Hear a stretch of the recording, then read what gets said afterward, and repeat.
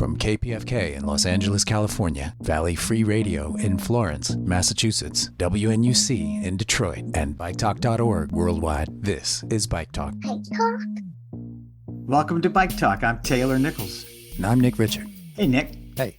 You know, our Bike Talk listener survey is still up, and I encourage you, if you're listening to the show, to go to biketalk.org and take the survey. It really helps us understand who's listening and what kind of content you're looking for from our show.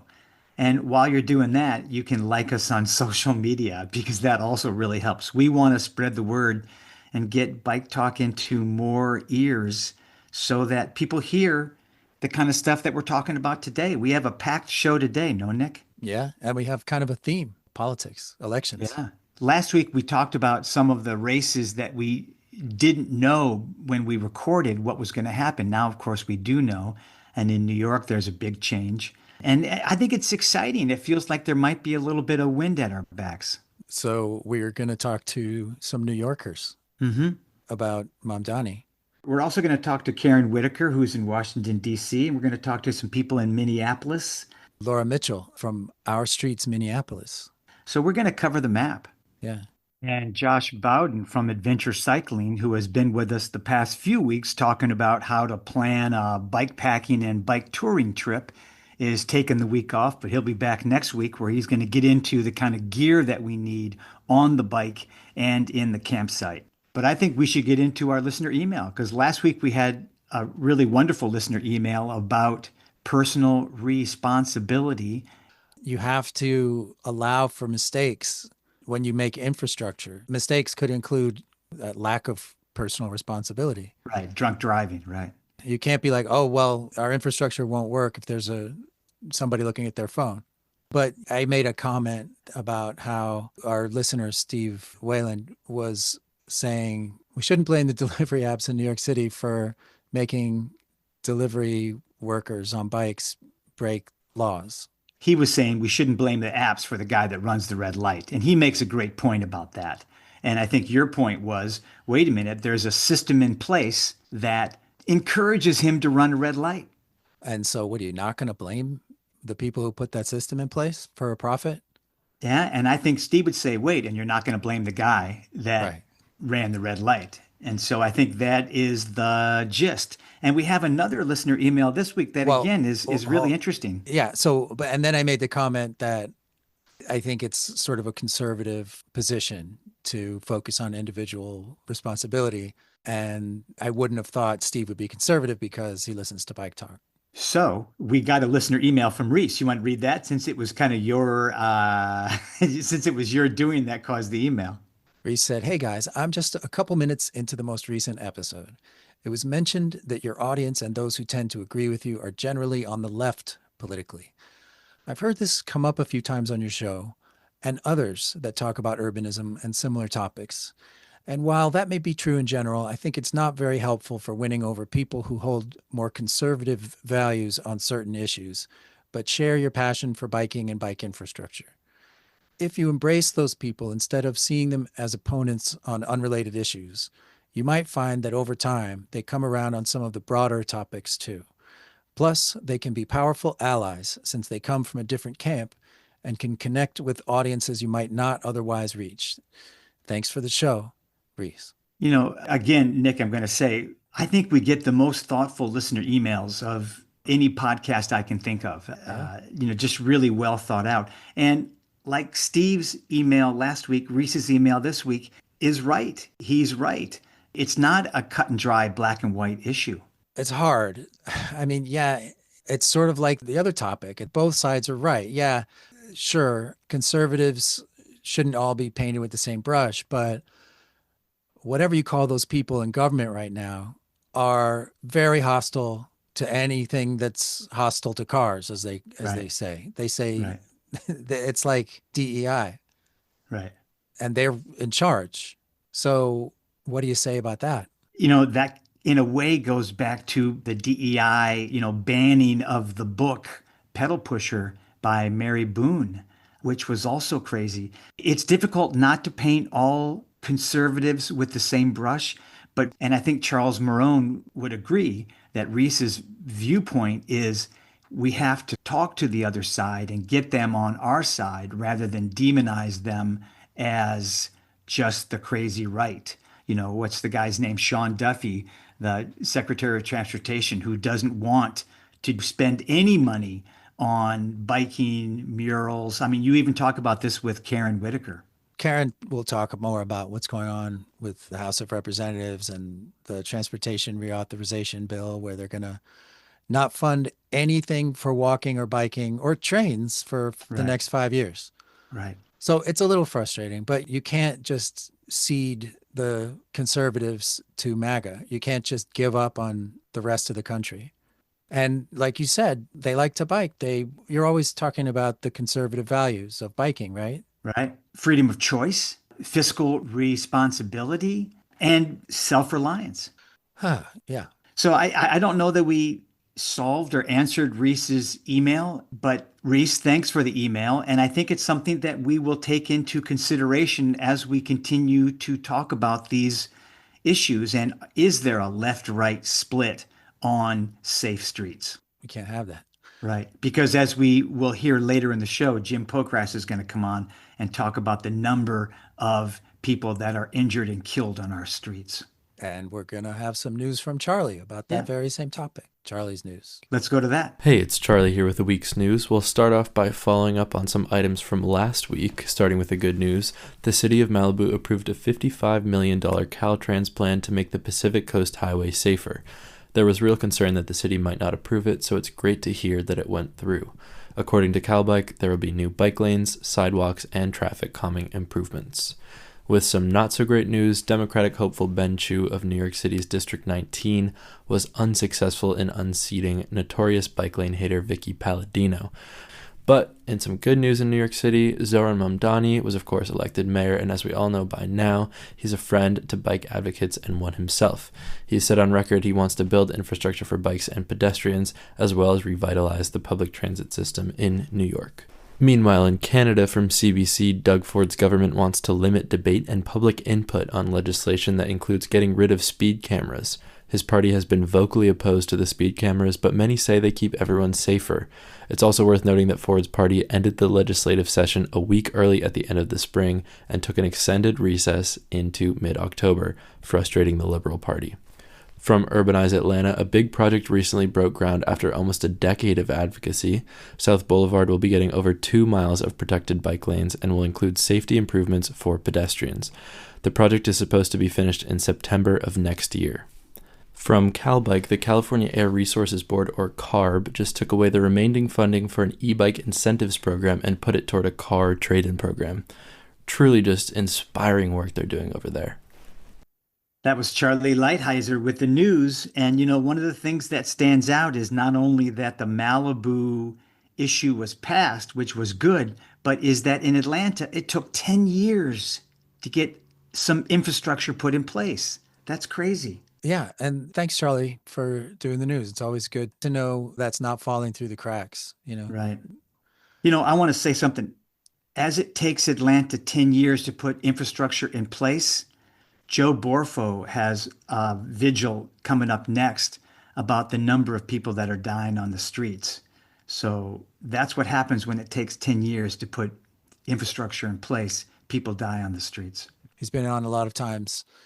He's an original Midnight Riders rider, organizer, volunteer at the Bike Oven in Highland Park, Los Angeles. And they had a vigil last week. It's kind of Day of the Dead related, right, for fallen riders. Hi, this is Joe Borfo here. I'm at Bike Oven, and we're at the park across the street. It's Saturday, November 18th. We've got a large event going on. A lot of people. We're celebrating late Dia De Los Muertos for the fallen cyclists in our community.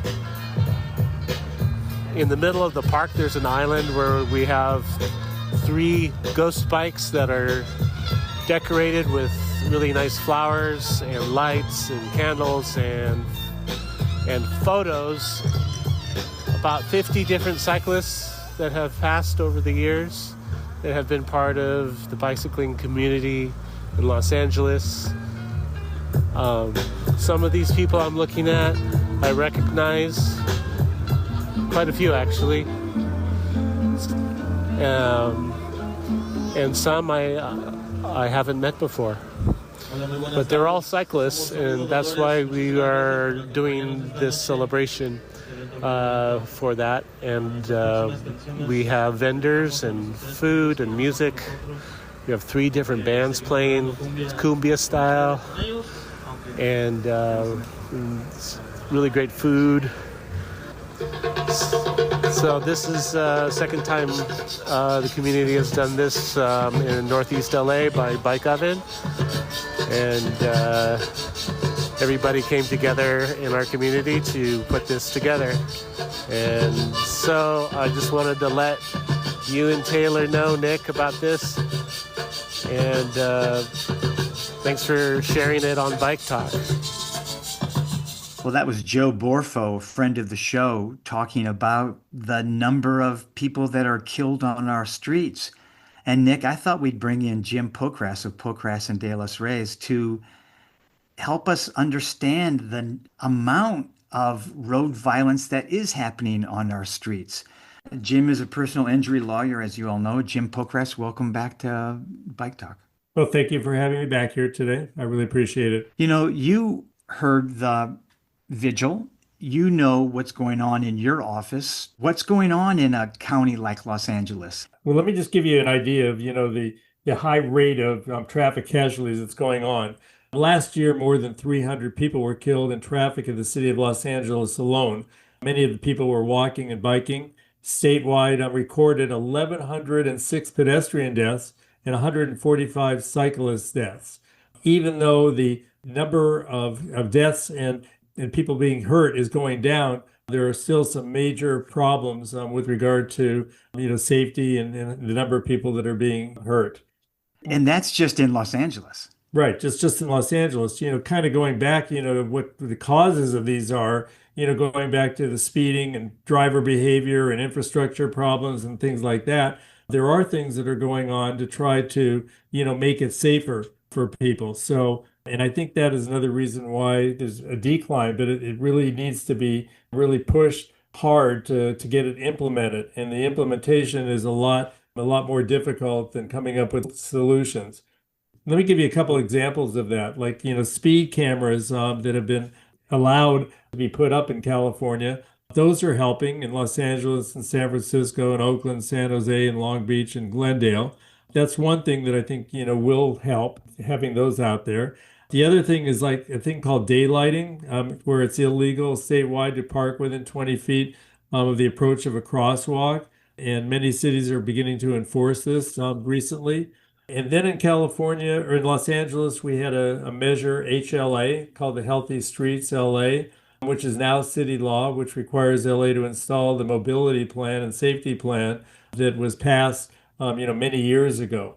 But again, the implementation of that has been very slow, but it allows people to bring lawsuits if they're not implementing the mobility plan. And there is, in fact, a lawsuit that's going on in LA right now. But as we all know, with the legal system, it just, takes forever and ever. And right now, the lawsuit is, being processed through the courts, but it really hasn't gotten back to, actually being implemented within the city. Jim, you heard the vigil, and they just talked about all these people who've been killed on bikes. And I don't know if we've talked a lot about what it's like to be in your shoes as a personal injury lawyer. You're seeing this all the time. Yeah, I see it all the time. And I'm also on the board of a nonprofit in Los Angeles. It was called LACBC before, now it's called Bike LA. But they're trying to make LA a bike-friendly place, which is very hard. But trying to implement protected bike lanes and shorter crosswalks and raised medians and road diets or bike lanes or parking lanes that are dedicated for cyclists, it's just been, really difficult to get implemented. It's the right direction that we're going, but it really takes everybody to push to try to get these safety fixes in. You were talking about solutions, all these things, bike lanes and daylighting and speed cameras. Yet there is bike lash to a lot of that. In Atlanta, we just heard from Charlie that it took a decade to get in some bike infrastructure. And in Toronto, we're hearing how Rob Ford, or is it Doug Ford? Well, one of the Ford brothers, who is fighting even people talking about speed cameras. That's why it's so important that some of these things be, what's the word, have bills so that they are in the law, so that then we can sue the city if they do not implement the safe street infrastructure that has been included in the law.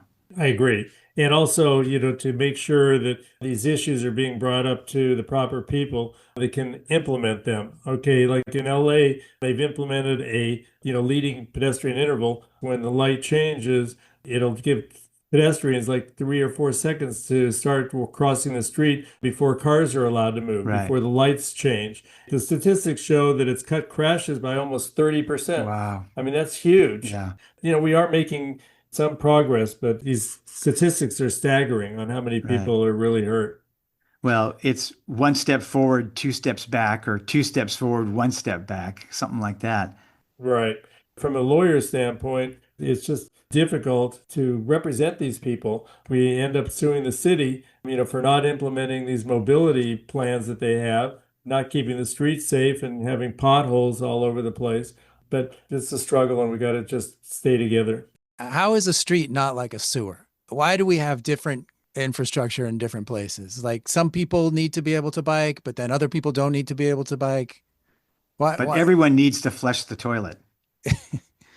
Yeah, like how come everything's not just everywhere all at once? I think it's the squeaky wheel and where our politics goes as to where they want to, spend the money. It's kind of like in some of the higher income areas, the people are more vocal and they have more clout to be able to get changes in those particular areas versus some of the lower income areas that just don't seem to get the attention that they should. Well, some of these higher income areas fight against bike infrastructure. Right. Sometimes, yeah, they do. The numbers are devastating. Thanks for illuminating us with the number of people injured and killed on our city streets. Jim Pocrass of Pocrass and De Los Reyes. Thank you for having me. People often say that all politics is local, but sometimes it's national. And we have Caron Whitaker on. Nick, you got a chance to talk with her from the League of American Bicyclists, talking about what's going on the federal level. I'm with Caron Whitaker, Deputy Executive Director of the League of American Bicyclists. We had a statement from the chair of the Transportation Committee in the House about how he's not going to fund, or they're not going to fund, anything but car infrastructure for the next 5 years. Yeah, I mean, this is big news, right? Congress is working on a bill that will set transportation funding and policy for 5 years. And the chairman of the Transportation Committee, Sam Graves from Missouri, made a statement saying we're not going to spend that money on train stations or bike paths or walking paths. And that's a really scary threat. Over the last few years, we've had over $1 billion of federal money go for biking and walking each year. And to lose that funding is going to really hurt our ability to fund local governments and states that are trying to improve the safety and improve access of people who bike and walk and take trains. Biking, walking, and trains. The statement makes it sound like it's not serious because he starts off by saying, we're not going to fund murals and biking and walking and trains. It's like he puts them with art. Exactly. He's saying we're just going to go back to basics and fund real infrastructure like roads and bridges. And so he's putting us with murals as things that aren't real infrastructure. Which is nothing new because the Trump administration is talking about not supporting or funding anything that's, quote, hostile to cars. Yeah, this is consistent with the Trump administration. It is not, however, consistent with where the chairman has been over the years. I wouldn't say he's been our biggest supporter, but he has been supportive and he has agreed to bills that increase funding on biking and walking in the past. Well, so much for him. But the League of American Bicyclists is getting people to call their congresspeople. Yeah, we have a few things you can do. We have an action alert at bikeleague.org/action center.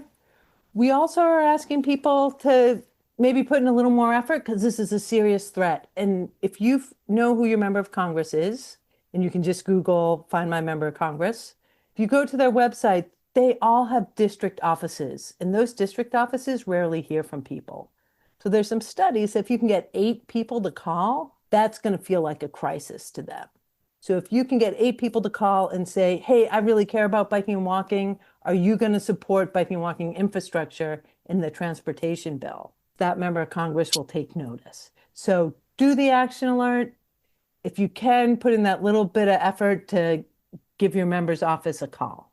Okay, thanks, Caron. And you're gearing up for the summit? Yeah, the big thing you can do is come join us in March in Washington, D.C., and go and meet with your member of Congress or their staff. One of the other things that the chairman announced is that the bill's not coming out until the spring. So coming in March will be a great time to have some influence on what's on the bill, what's in the bill, and to talk to your member of Congress and say, hey, this is really important. This is so important to me that I came all the way to Washington, D.C. to talk to you. And the summit is like a kind of like a festival. Yeah, it's a great time. We bring in bike advocates from all the states.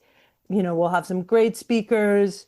We'll have some great bike rides. And it's just a great time to sit around and talk with people who care about the things you care about and may have had a challenge like you have in your community and may have found a solution, or you may have a piece of advice for them. Plus, it's just fun. It's a good time to start planning for a vacation in March.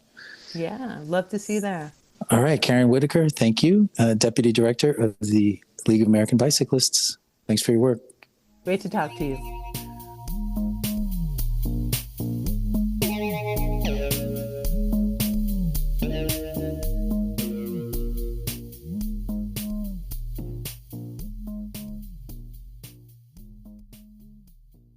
If there's little hope on the federal national level, there is some hope in New York.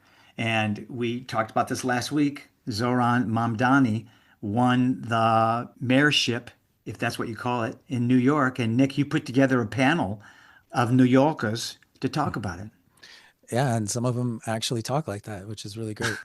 They're all people who've been on the show before, most of them more than once. Yeah. So here they are. Great. We have an esteemed panel of guests, New Yorkers, all of them, to interpret the Mamdani victory.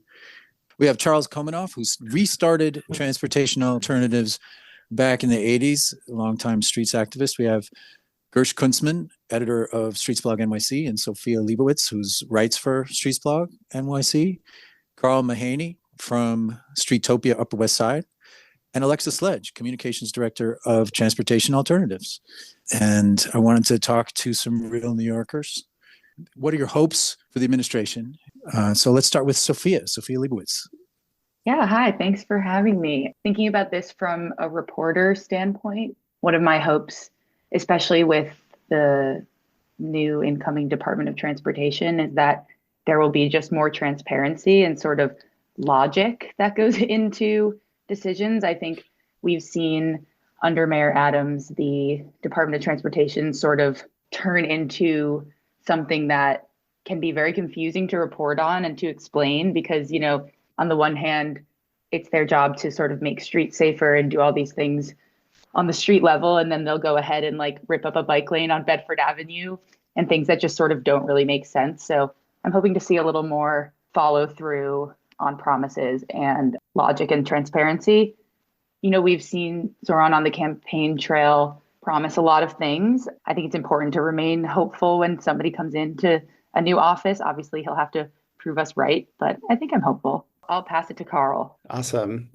Yeah, I mean, from an advocacy perspective, potentially the most exciting thing is that we can hopefully stop fighting over every single intersection and every single parking space and every single bike lane and start to think more in terms of a network and start to talk to communities and elected officials in terms of networks, of systems. And thinking at that scale, I think can kind of supercharge change. We've seen it in Paris and London to a certain degree. And both of those cities had very strong leadership from the top. I think the thing that most impressed me about Zoran's campaign was that his values are front and center, and he campaigned on them consistently and has made change about a value proposition that we deserve a city that is affordable and that is fun to live in and that is safe, and where people, have opportunities and can thrive. Those values translate perfectly to our work in livable streets advocacy. Alexa, what do you think? I completely agree. I think that the values thing is really front and center for me. I think that when you're riding a bus and that bus comes on time and it is fast and it is free and it gets you where you need to go, you can really start to imagine all of the other things that city government and government in general can do to make your life better and your commute better and every day of your life better. I'm really hopeful for this new administration of what can happen and what can change. Like you just said, we are advocates and we've spent so much of the Eric Adams administration really pulling teeth on these projects. And at the end of the day, these aren't even big projects. We're pulling teeth to get a bike lane here, part of a bus lane here, things like that. And what I'm really hoping in this new administration, obviously we're not going to let up. Obviously, we're not going to stop with the advocacy, but we're not just getting a singular bus lane. It's a bus lane network. We're not getting a singular bike lane. We're getting a bike lane network in an entire neighborhood. And when we are pulling teeth and we are really pushing, it's for something really big and meaningful, not to keep a bike lane on a street where it was already put in. So I'm definitely feeling really hopeful for this upcoming administration because also he has so much power and so much control here in a city where there is so much bureaucracy, in a city where making a simple change can involve state agencies and local agencies and federal agencies. The incoming mayor actually has so much power to control what our streets look like. On January 1st, he will control over 6,000 miles of streets, and he really has an opportunity to reshape them and change them and make them what he's promised in the primary and in the general election. And we're really hoping to see those changes, and we're ready to fight for them. And I will pass it to Gersh. All right. Well, thank you. Hey, Nick, I've always said that I'm a journalist first and a human being second. And as such, my ability to hope is often constrained by my professional preoccupations. And the problem is in New York State, to quote a former governor whose son didn't win, they campaign in poetry and they govern in lies. Eric Adams came to power, and one of his first acts was to pledge $1 billion to implement the legal requirements of the Streets Master Plan, which is to build 50 miles of protected bike lanes and 30 miles of dedicated bus lanes. And that $1 billion pledge was like toilet paper. It disappeared as quickly as it was made. And as a result, he never met those benchmarks over a 4-year term. Now, of course, I'm much more optimistic about Mayor Mamdani because, as Carl said, obviously he has put his values at the center of his campaign, and he does, in fact, ride a bike and does, in fact, use the bus. And because of his economic values, he actually respects the people who make those choices, as opposed to literally every prior mayor in the city of New York. Now, the one caveat to that is we don't know who he's going to pick as the head of the Department of Transportation. Right now, Mayor-elect Mamdani is being buffeted by the elite of this city to pick a bunch of old hands so that the city won't suffer from his inexperience. There's a lot of pressure on him to go along to get along, and I'm concerned that he's going to pick some old hand who is basically got a car brain in his head. And I'll throw it over to Charles. I agree with just about everything that's been said and said so eloquently. Gersh, I want to remind you the 50 miles of bike lanes and 30 miles of bus lanes. Those were supposed to be annual additions. Am I right on that? Yeah. Correct. And of course, Adams didn't even do those, cumulative over his entire 4 years. Like Gersh, I'm a little schizophrenic here. If these were ordinary times, I'd have my 1, 2, 3 list of things that I want the new administration in New York to try to build with. And one is pricing, to take the next step after congestion pricing and to price other scarce street resources in New York City, especially curb space, and we could have a whole program on that. A second would be to turn the NYPD from a nemesis of street safety and efficient and democratic street utilization to an ally of it, or at least neutralize them. And third would be to find ways to reform and restructure the broken food delivery industry. And that's kind of a third rail among us. And we can sort of get into that or not, depending upon, what we want.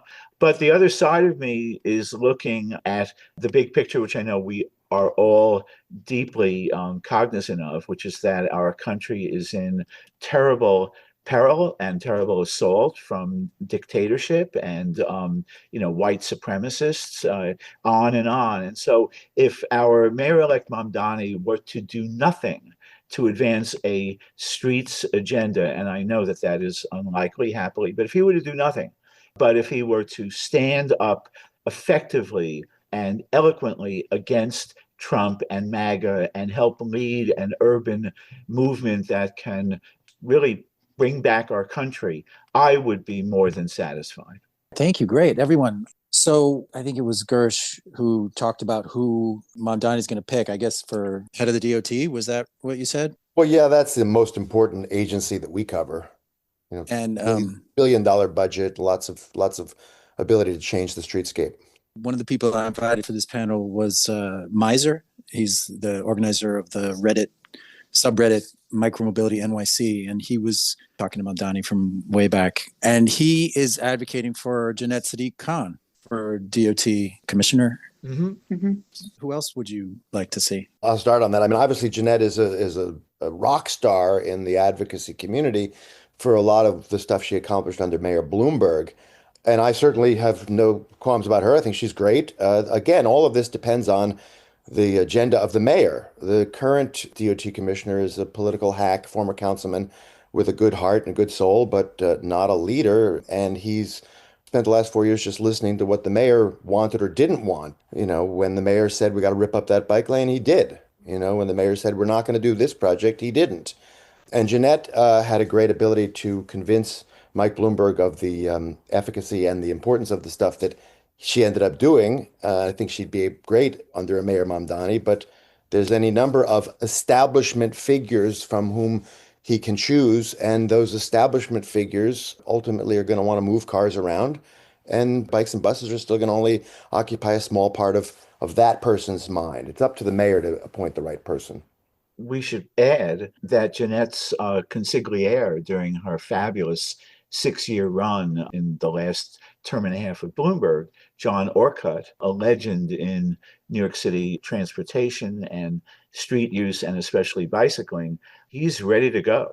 And if he were to be appointed, he's got Jeanette's values, he's got grit, he's got heart, he's got knowledge. Look, I would also be thrilled with Jeanette, but if John were to be tapped, I think that would be insane in the best possible way. Just to sort of add to both of those, I think one of the things that, when we're out doing our advocacy and engaging with folks at the agency, we find a lot of enthusiasm for our work and for changing the streets at the staff level.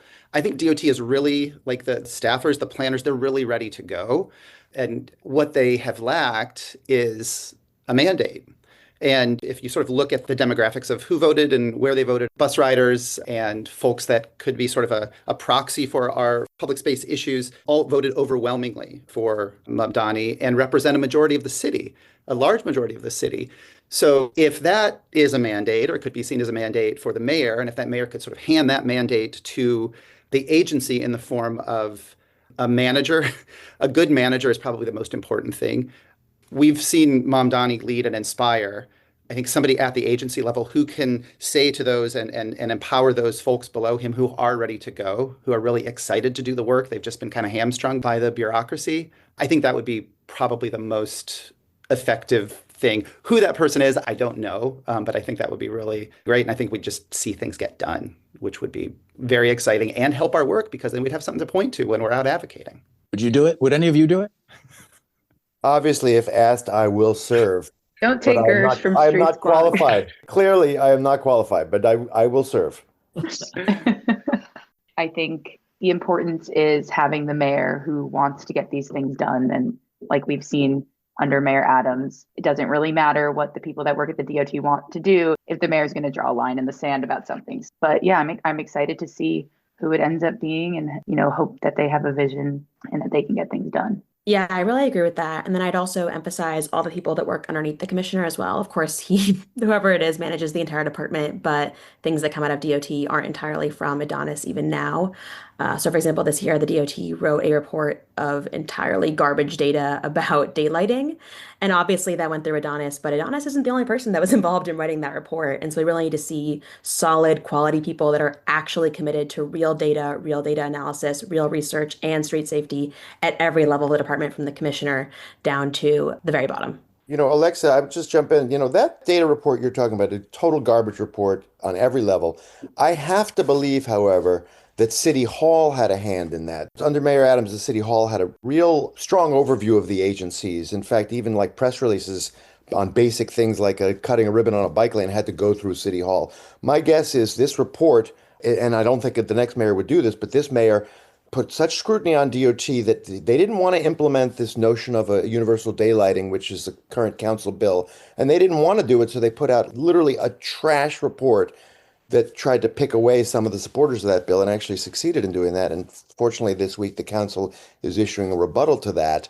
That should never have happened. A mayor, shouldn't be in that level of weeds on a safety feature that across the world is acknowledged as a safety feature. He just didn't for political reasons or for corrupt reasons, flat out corruption, didn't want to do the daylighting and had his agency put out this garbage report.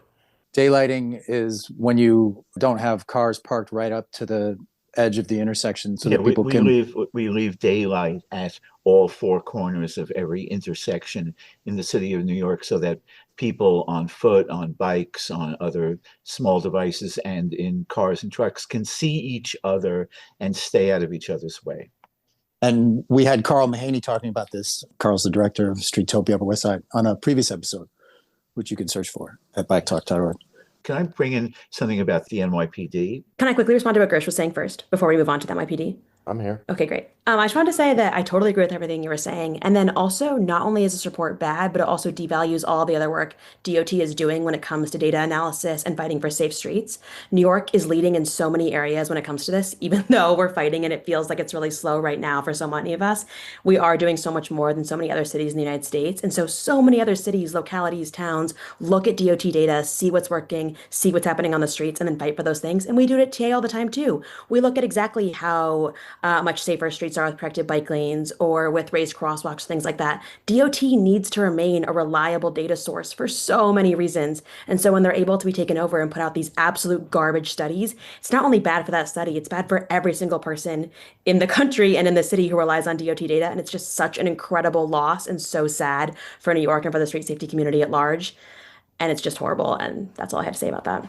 Well, data is a good bridge to NYPD. Two very specific things that I, and I hope all of us, would like to see out of NYPD in the new Mamdani administration would be, one, that the forensics from serious injury and fatal crashes in New York City, the forensics that are routinely compiled and collected by a special unit within the NYPD, but then are put in a drawer somewhere and never see the light of day. Attorneys representing victims get them, but the public doesn't get them. And so we don't get to see who, why, what is culpable and how to fix that in all of the traffic mayhem that still goes on in our city. Those forensics need to be brought out to the public routinely. So that's one. And the other is that every precinct, how many are there? 80 different, precincts in the city.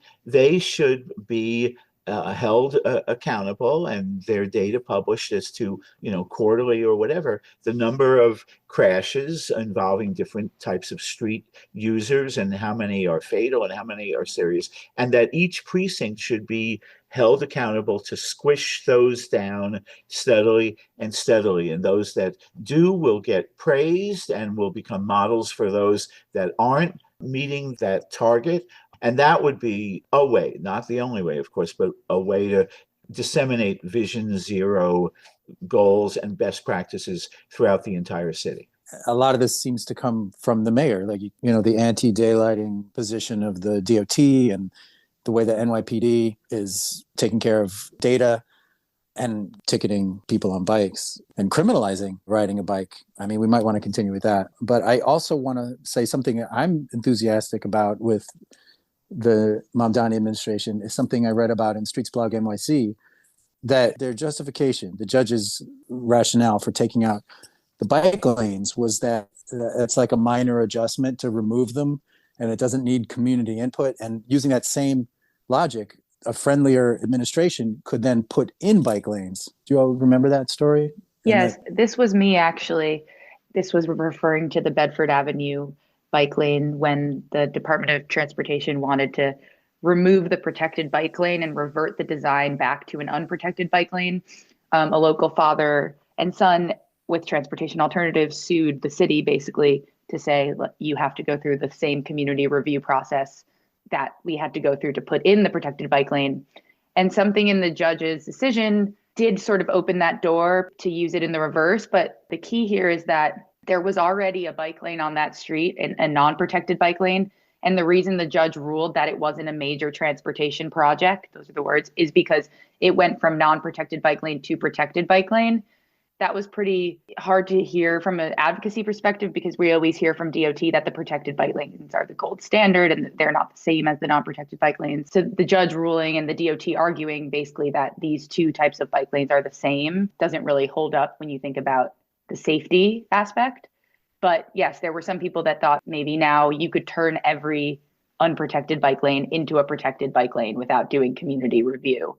That has yet to be tested out. It remains to be seen, but that was the thought, yes. Charles made a good point about the NYPD, and this gets back to our larger theme about the control that a mayor has over transportation in New York City. Because, Charles, those statistics are readily available on the NYPD website, but the key is they don't hold those precinct commanders as accountable as they should. For example, if there's 250 murders in the city of New York and 250 traffic violence victims, precinct commanders are held so much more responsible for the murders, getting the murder number down, than they are for the crash numbers. And I know this is a fact because they do call these commanders in for what they call traffic stat meetings. And even though they call them in for it, the numbers of crashes don't really drop in these people's precincts because at the end of the day, the mayor is really grilling them and the police commissioner is really grilling them on the larger quote unquote crime statistics, the FBI majors, as opposed to what we consider the majors, crashes, deaths, injuries, serious injuries. They don't hold them accountable for that. And a new mayor could do that. Last thoughts could be anything we talked about, could be something new. I'll jump in to something Sophia said about, these sort of like designations of bike lanes and converting it from a, painted to a fully protected. I think we have an opportunity with Mayor Mamdani to end this New York City exceptionalism and to really embrace in our bike network all manner of street treatments, from low traffic neighborhoods to bike streets to shared streets. We have little bits and pieces of kind of those things around the city, but we could really do them at scale with the right leadership. And I think that's really exciting. I'm looking forward to seeing Mayor Mamdani include biking, city biking, his own biking, as part of his panache, his style, his exuberance, his love and affinity for the city of New York, and not having to do that in a kind of exceptionalized way, but just part of who he is, what he does, how he connects, how he communicates, how he travels, how he lives his daily life as an inspiration to all of us who do that, to the hundreds of thousands of our fellow New Yorkers who will do it if it is made not just easier and safer, but more the kind of style and upbeat way in which the city, exists. I think that's going to be great for New York City and just great for this kind of whole stylistic and cultural, as well as the admittedly much more important political pushback to the criminal administration that we have in Washington, D.C. I'd say that it's really exciting to see someone run a campaign that's so focused on New York City and loving New York City. And what makes New York City what it is, what makes it different from every other city in the United States, is that New Yorkers walk, bike, and take transit. That's how the city exists, it's how it functions, and that makes it so special. And so to have someone who's so focused on making New York, New York, and making the things that make New York actually work is really, really, really exciting. Also, we actually looked into this yesterday at TA, and we believe that Mayor-elect Mamdani will be the first mayor in New York City for many, many decades to not own a car, and at least the first primarily car-free mayor since John Lindsay. So it's really, really, really exciting. It is a new moment for New York City, finally to have someone who's really looking at these modes of transit as what makes New York, New York, and also how they themselves get around. And I'm really excited to see how that plays out in policy and on the street. Yeah, I just want to toss in, I worked in the Lindsay administration, and so that continuity resonates with me. Thank you for saying that, Alexa. The only thing I want to add in is a personal plea to Mayor Mamdani to end his agency's hostility to the press and to answer questions promptly and completely instead of doing what they do, which is not answer questions and then complain afterwards that we got something wrong. I believe this mayor does like the press, and I hope he will put in place press officials who are paid by the public to provide public information who will do that. Yes, I would echo Gersh's plea. Yeah, if we could stop the answering questions as riddles practice of the Mayor Adams administration, that would be wonderful. I also think when Mamdani filled out our Streetsblog questionnaire early on in his campaign, we asked, what would you do to make streets safer in your district for people who walk, bike, and take transit? And one of the things he said was that he believes one of the major obstacles to success has been a lack of political will. And we talk about that a lot at Streetsblog, how there's all these things that a mayor can do. And then a lot of times you just see them not do it. They don't have the political will, or a council member doesn't have the political will to make a decision that maybe somebody doesn't like. Or I would hope that he would stand by that statement and have the political will to make the changes that he wants to make. Thank you, Sophia Lebowitz and Gersh Kuntzman of Streetsblog NYC, Carl Mahaney, Streetopia Upper West Side, Charles Komanoff, street activist going way back, and of course, Alexa Sledge, Communications Director of Transportation Alternatives. Thanks all. Thank you. Good to see all of you. Yeah, this is great.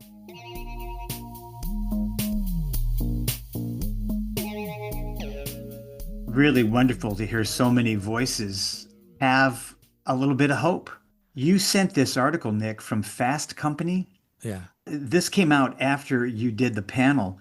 But one of the things I did not know is Zoran Mamdani doesn't own a car. He's car free. Yeah, he's like a real New Yorker. Yeah. How many New Yorkers don't have cars? Is it like Most, yeah.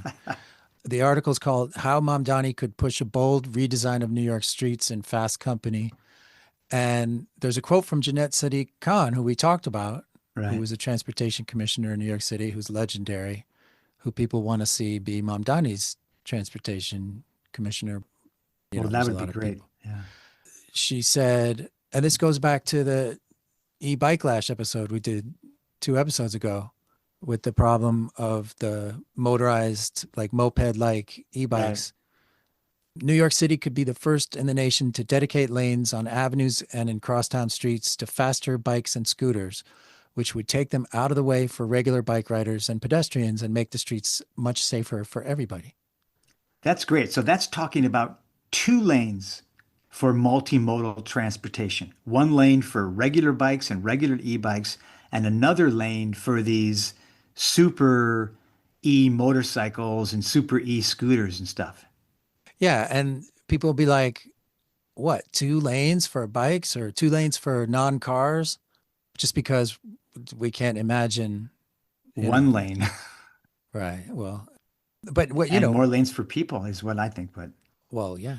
But the article does go on to say that under the city's streets plan, that Mamdani's administration must add 50 miles of bike lanes and 30 miles of bus lanes each year. But then it goes on to say those are targets that the Adams administration did not meet. Right. So, I mean, so Mamdani doesn't have to, I guess, if Adams didn't have to, but he wants to, unlike But he Adams. wants to. That's the key, right? And he wants free buses. Yeah. And, maybe that's something that we can go into on a future episode, because a lot of people are not sure that free buses are the way to go, because a subway system moves so many more people so much more efficiently that if the bus is free, people might forego the subway and take the bus. So I'm not sure that that is completely doable, but I love the fact that he's talking about it. The main thing is that we have a leader in place who is thinking about these things and wants to move in that direction. Whether they all happen or not, it's the right direction to be moving. And that brings up the next interview with Laura Mitchell from Minneapolis. And she's talking about politicians there also kind of jumping on the bike wagon. Yeah, Laura Mitchell is on the board of Our Streets Minneapolis, and she talks about elections and bikes. Great.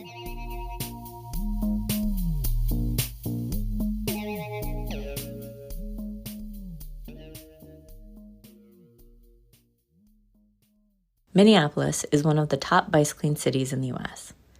While some bike infrastructure projects can still be controversial here, I think we're hitting a tipping point where authentic association with bikes is generally viewed as a positive thing, especially for progressive candidates.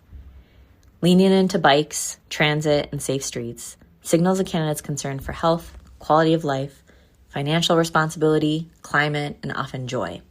And I think it's a winning strategy. In this recent municipal election in Minneapolis, we had several candidates use bikes to support their campaign. Local journalist John Edwards, aka Wedge Live, is known for doing on-bike interviews. This year he did several with mayoral, city council, and park board candidates.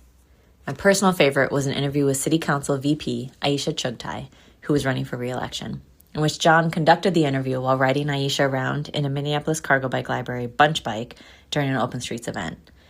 They took a very long time to make it through the open streets event because so many people were delighted to see Aisha in the bike and came up to say hi.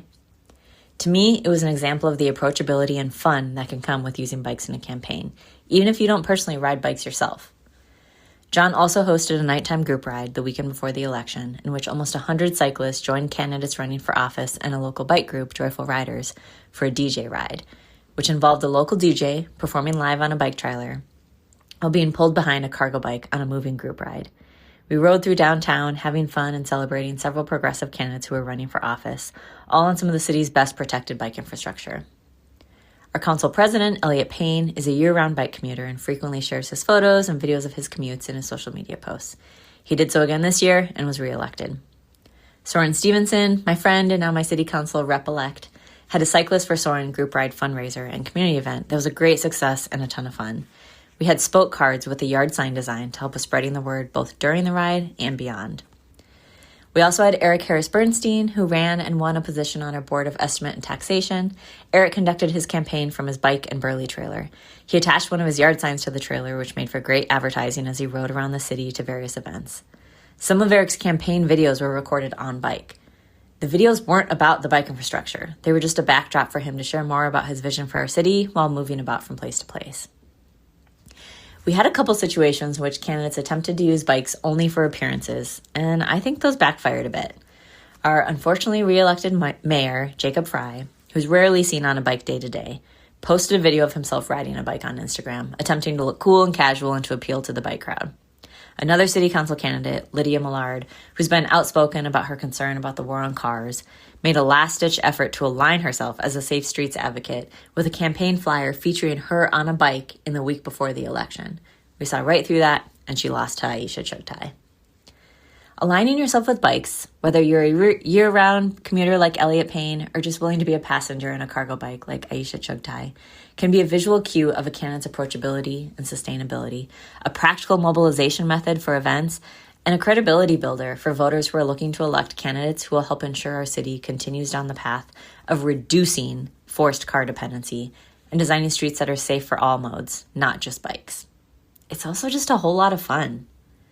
I, for one, hope to see many more bike-aligned candidates in elections to come at all levels, local, regional, and national.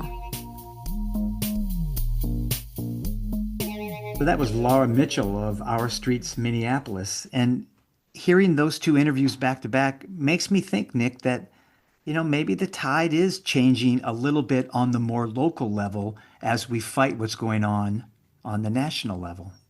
That would be good. Yeah. All right. Great show. I think that's it. Yeah. We want to thank our guests, Jim Pocrass of Pocrass and De Los Muertos, Joe Borfo, Laura Mitchell, Caron Whitaker, Charles Komanoff, Gersh Kuntzman, Sophia Lebowitz, Carl Mahaney, and Alexa Sledge. And as always, we want to thank our regulars, Julie Richard, Josh Hagland, Lindsay Sturman, Stacy Randecker, Amy Ziering, Charlie Lighthizer, and Kevin Burton. Yes.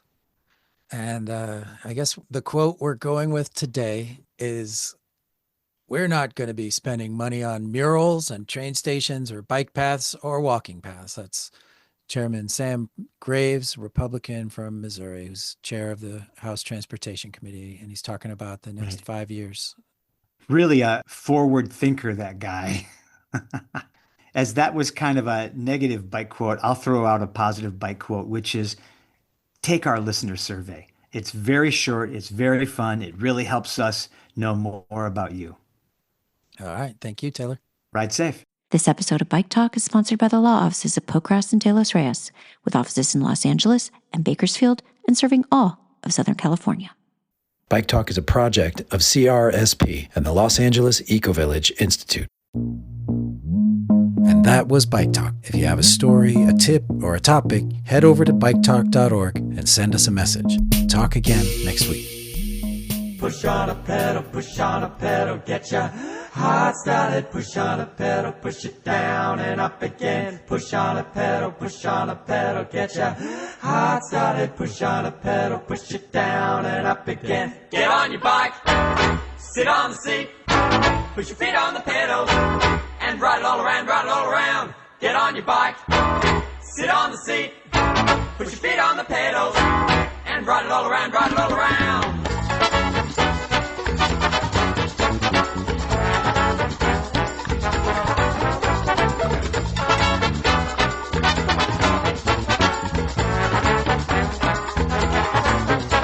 Oh, get that car out of my way. I wanna ride my bike today. It keeps me fit, gets me there. I won't go stinking up the air. Leave behind the daily grind. Let your mind unwind. Live its life, pretend to life. Better get yourself a bike.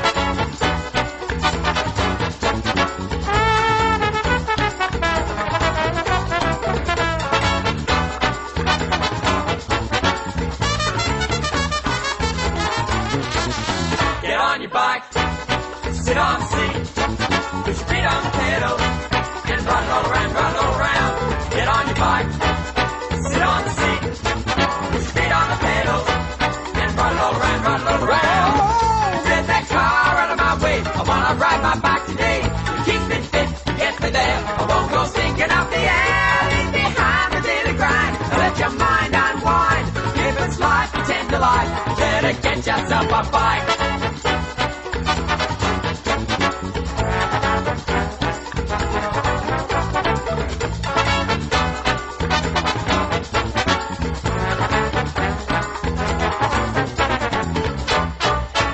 Oh, got yourself a bike. Oh, got yourself a bike.